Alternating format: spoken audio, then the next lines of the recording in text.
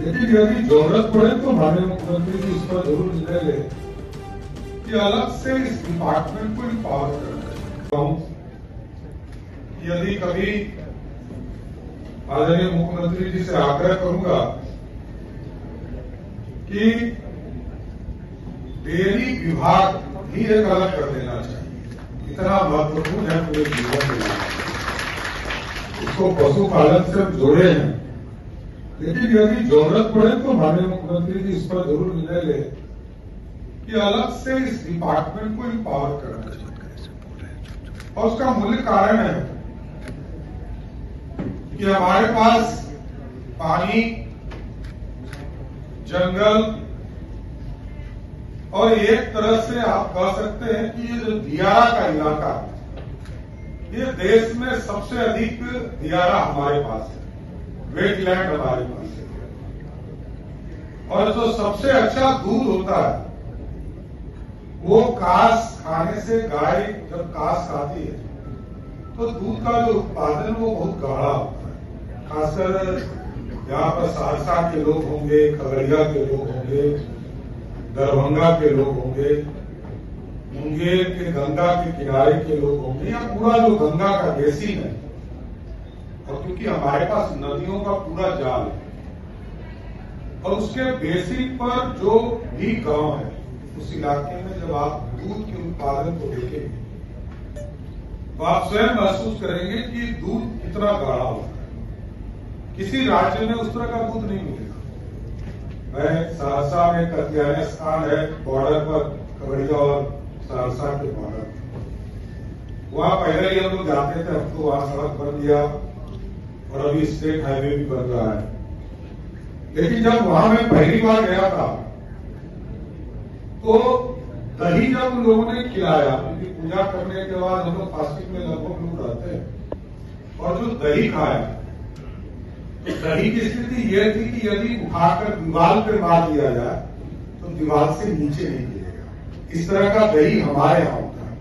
तो ये सारे चीज यदि हम अपने जीवन में ले आए और दुनिया के मार्केट को, मैं भी नहीं जानता था, खगड़िया से पेड़ा बन के मथुरा जाता है।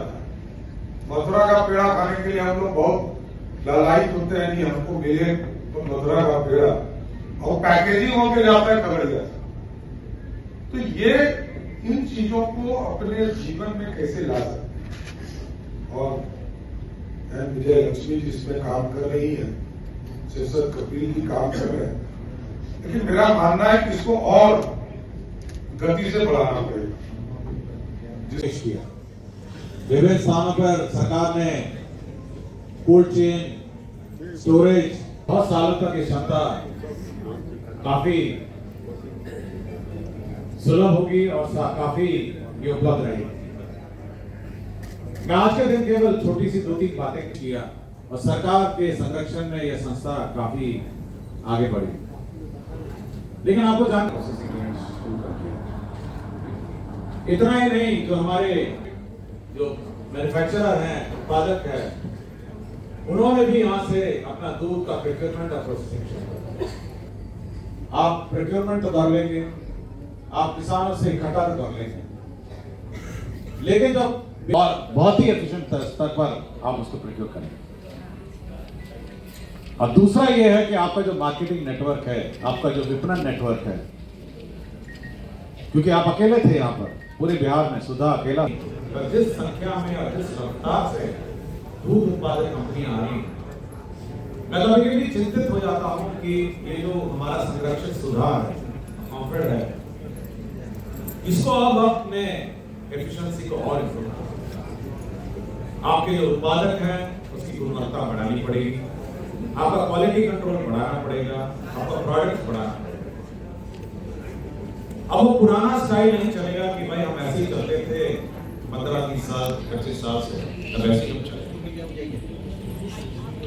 ये चुनौतियां पर मेरा अपना विचार है कि एमडी कॉम्फर्ट इस पर विचार करेंगे, तकनीकी सत्र में विचार करेंगे, क्योंकि अभी ओपन हो गया है। अब सब लोग अब निवेश करने लगे। जहां आप दूध प्रोक्योर करते हैं वो प्राइवेट आदमी भी वहीं से प्रोक्योर करेगा। और अन्य राज्य के हम नाम नहीं लेना चाहते हैं, वो भी वहीं से प्रोक्योर कर रहे हैं। तो ऐसा ना हो कि प्रोक्योरमेंट में भी समस्या आपको हो जाए, क्योंकि बहुत सारे लोग हो गए अब तो दूध किसान किसी को दे सकता है। दूध बेचते थे, दही बेचते थे, आइसक्रीम बेचते थे और अन्य पनीर बेचते थे। तो आपको जो प्रोक्योरमेंट है वहां से समस्या शुरू हो जाएगी, क्योंकि उतना ही कर पाएंगे ना। ये दो तरफा है ना, एक तरफ आपको प्रोक्योर करना है, एक तरफ आपको बेचना भी है। केवल प्रोक्योर नहीं करना है, बेचना भी आपको। तो ये बहुत बड़ी,